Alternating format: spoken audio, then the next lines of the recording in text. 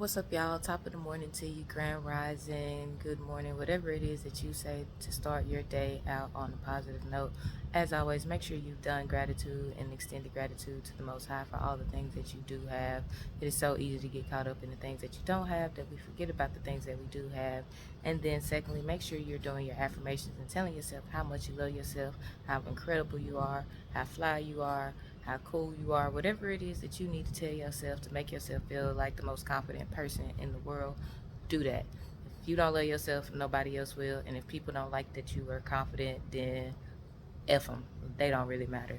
Um, but I want to hop on here today and talk about how music affects us. We hear a lot now about women's hip hop and how it makes all black women look bad and it's just bad for the community. And back when I was a kid, it was NWA that people fussed about. So I don't think that women's hip hop is necessarily getting some flack that men's hip hop did or didn't get. I think it's about even. But because women for a long time have been silenced and shamed and things like that, it feels more oppressive in nature. But I mean, if you disagree, feel free to let me know you disagree. Um, it ain't even nothing that I'm gonna debate over because I don't think it matters.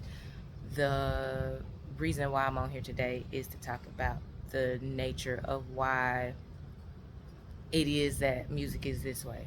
So when we hear program, a lot of us think about computer programming. Some of us who are church kids, we think about church programs. And basically, what those programs do is they're telling whatever the source is what it wants it to do. So in church, it's telling us, hey, we want y'all to stand at this time, pray at this time, sing at this time, sit at this time, listen at this time. That is the program. That's what the expectations are. And depending on what type of church you went to, if it was an old Baptist church or a Kojic church, they be taking church a lot more serious than non-denominational churches, and what I call club churches, where it's like it's really kind of like a party in here and I don't know what's going on. But yeah, so that's program on church level. On the computer program, the programmer tells the system what it is it wants it to do, and then boom, now you playing 2K, you're playing Madden, you're playing Call of Duty, you're playing The Sims or whatever it is that you play on the game. But there was a program written to specifically say when this person hits X, shoot the ball. When the person hits triangle, block. When the person does this, whatever, you know your game controls. So that's what a program is.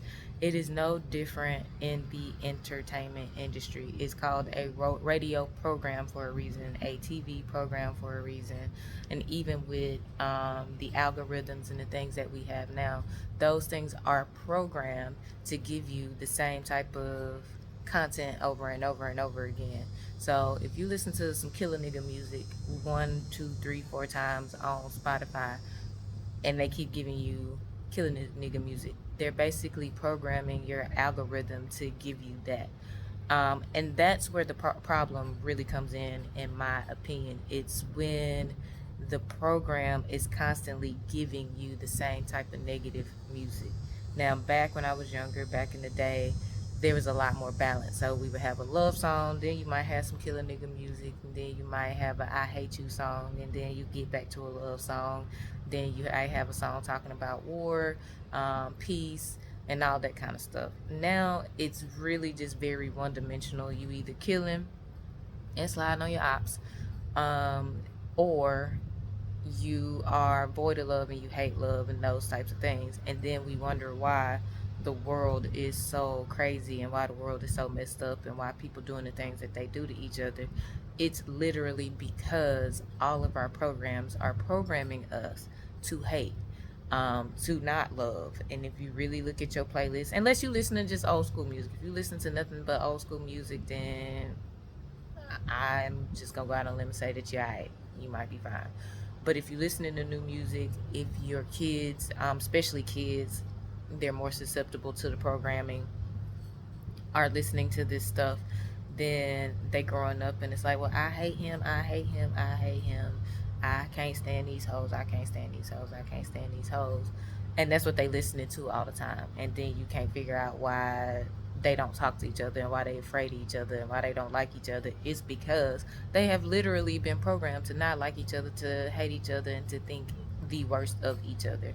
And again, the people who make this music, they have a right to make whatever music they want to make. They have a right to sing about whatever they want to sing about, and if that's their truth, they have a right to tell that truth.